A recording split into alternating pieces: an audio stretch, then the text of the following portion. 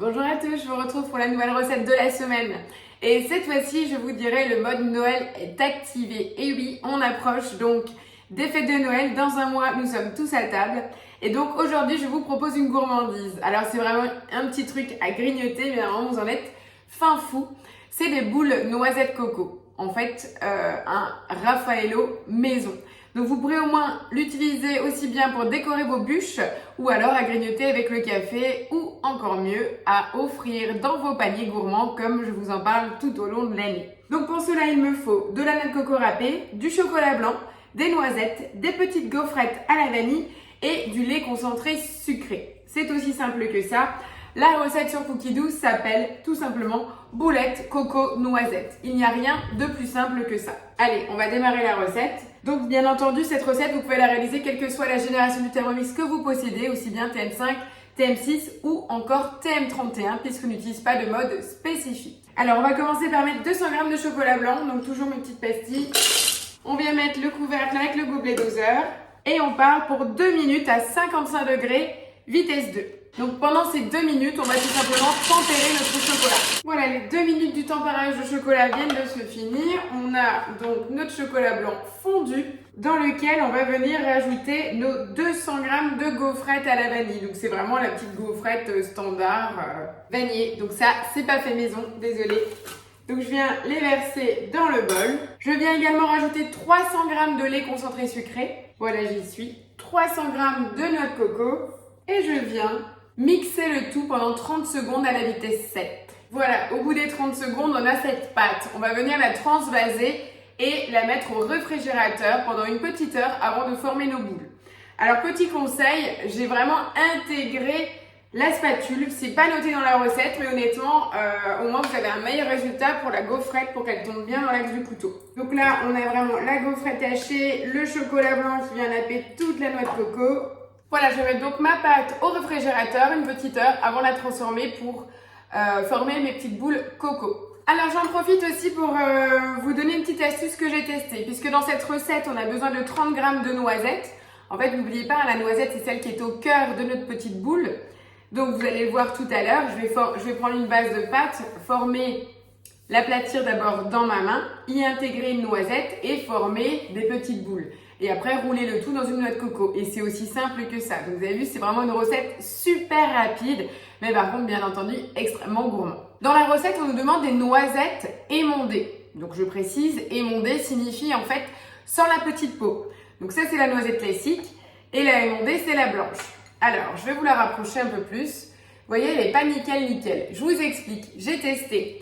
Donc vous pouvez également tester pour tous les détenteurs du couvre-lame éplucheur. Donc ça c'est l'accessoire qui était avec le TM6.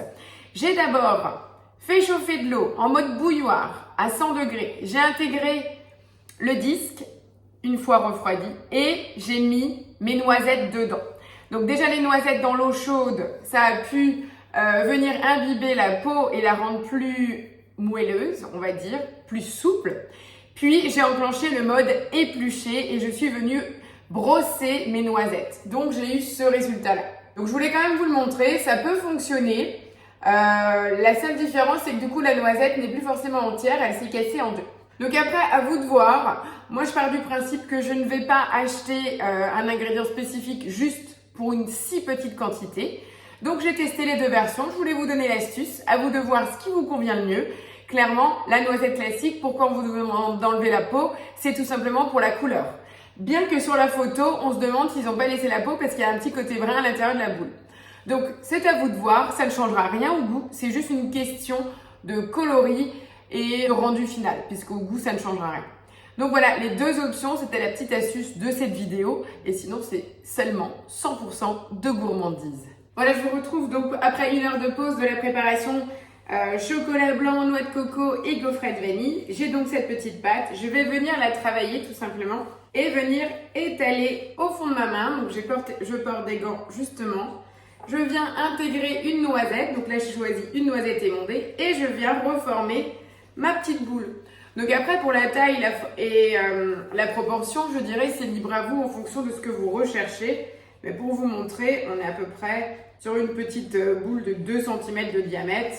Voilà, comme ceci. Et je viens la rouler dans la noix de coco et tout simplement, c'est terminé. Et donc voilà, je vais continuer à former mes petites boules. Je pense que c'est ce qui va être le plus long dans la recette.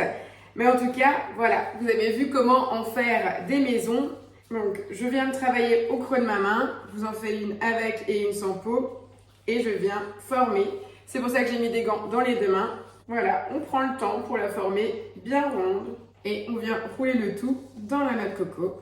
Avec le chocolat blanc, c'est quand même relativement gras. La noix de coco va bien coller. Et on vient continuer ainsi nos bouchées coco-noisette.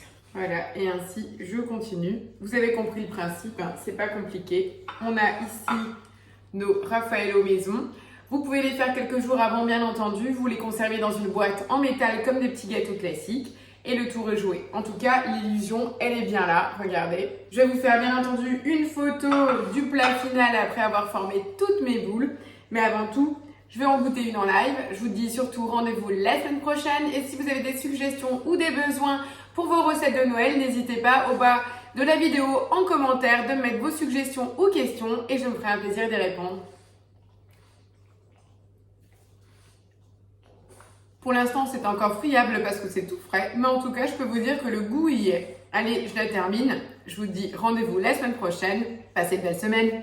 Ciao, ciao!